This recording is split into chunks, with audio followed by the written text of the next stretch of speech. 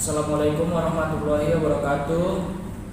Kami di sini akan menjelaskan bagaimana cara menghitung pendapatan nasional yang beranggotakan yang pertama Reji Widian Ananta, Anissa Nurintan Konita, Deviana Syarpitra, Aditya Zikri, Rafli Septian Hafiz, dan saya sendiri Muhammad Ayu. Masuk ke materi yang pertama, yaitu pendapatan nasional. Pendapatan nasional ini adalah nilai barang atau jasa akhir berdasarkan harga pasar yang diproduksi oleh sebuah perekonomian dalam satu periode dengan menggunakan faktor produksi yang berada dalam wilayah perekonomian tersebut. Nah, pendapatan nasional ini dapat didefinisikan sebagai suatu jumlah barang dan jasa akhir yang dihasilkan oleh suatu negara pada periode tertentu.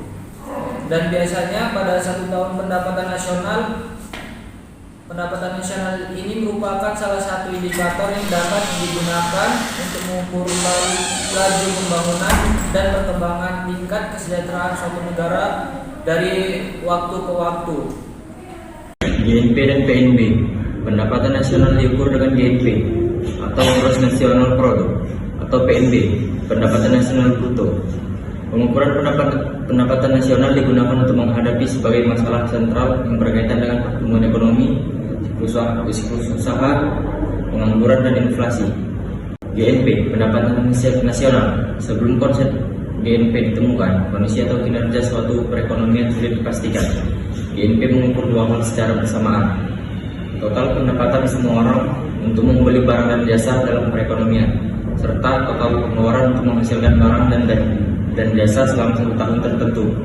Untuk suatu perekonomian secara keseluruhan, pendapatan pasti sama dengan pengeluaran. Berikutnya ada 9 sektor ekonomi yang dihitung di Indonesia, yaitu sektor pertanian, peternakan, kehutanan, dan yang kedua itu ada pertambangan dan penggalian. Yang ketiga ada industri dan pengolahan atau bisa disebut dengan manufaktur. Kemudian yang keempat ada listrik, air, dan gas. Kelima bangunan. Keenam ada perdagangan, hotel, restoran. Ketujuh pengangkutan dan telekomunikasi. Kedelapan keuangan, persewaan, dan perusahaan atau jasa perusahaan. Kesembilan jasa lain-lain. Metode perhitungan pendapatan nasional. Ada 3 pendekatan pendapatan nasional. Yang pertama pendekatan produksi, yang kedua pendekatan pendapatan, dan yang ketiga pendekatan pengeluaran. Contoh 1, sebagai contoh Y sama dengan unit 1 dikali harga 1 ditambah nilai tambah, unit 2 dikali harga 2 ditambah nilai tambah dikali unit N dikali harga N, di mana industri pengolahan bahan tekstil melakukan kegiatan sebagai berikut. Nah, di sini ada beberapa pernyataan yang diberikan pada soal tersebut. Yang pertama itu membeli 1.500 kapas dari petani kapas dengan harga 150.000 per meter. Yang kedua, kapas diolah menjadi benang dengan harga 170.000. Yang ketiga, benang diolah menjadi kain dengan harga 200.000.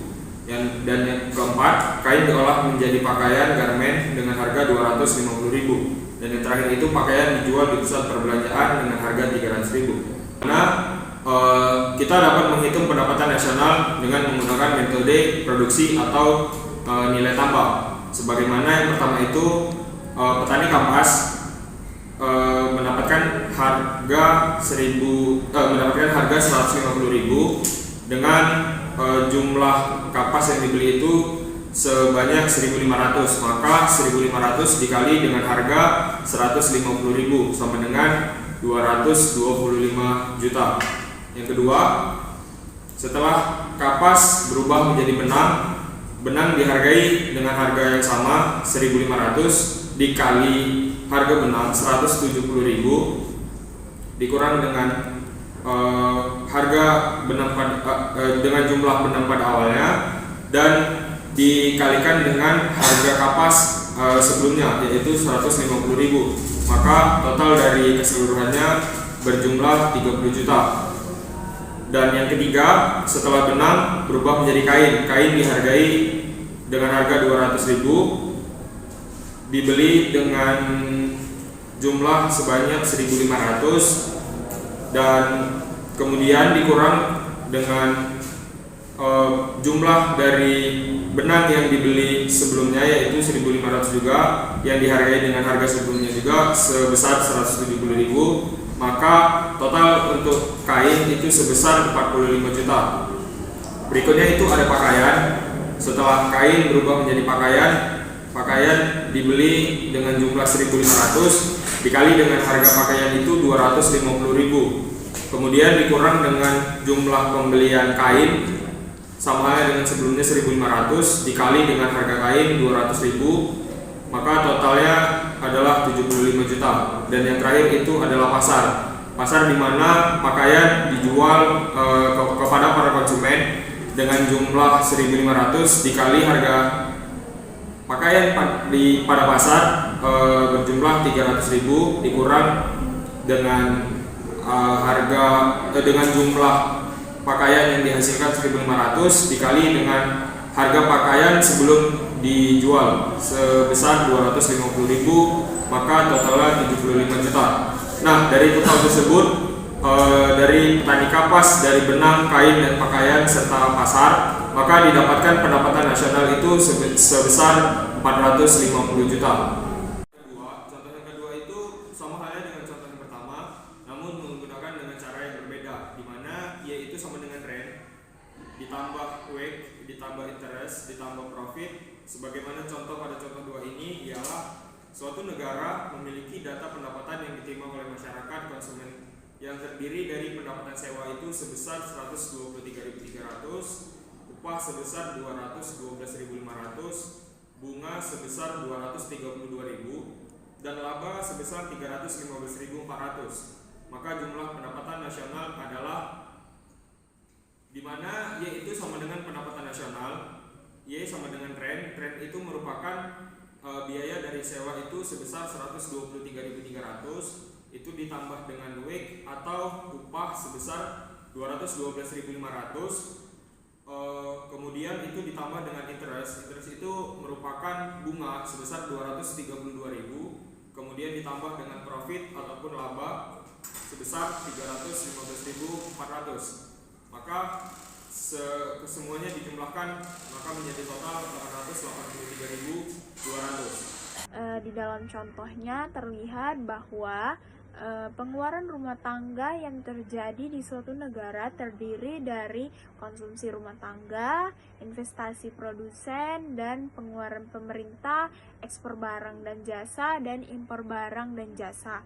Jadi di setiap hal tersebut terdapat nilai-nilai. Contohnya seperti dari segi konsumsi rumah tangga terdapat 342.300. Kemudian investasi produsen sebesar 250.000, kemudian ada pengeluaran pemerintah sebesar 239.000, kemudian ada ekspor barang dan jasa sebesar 348.300, kemudian ada impor barang dan jasa sebesar 158.000.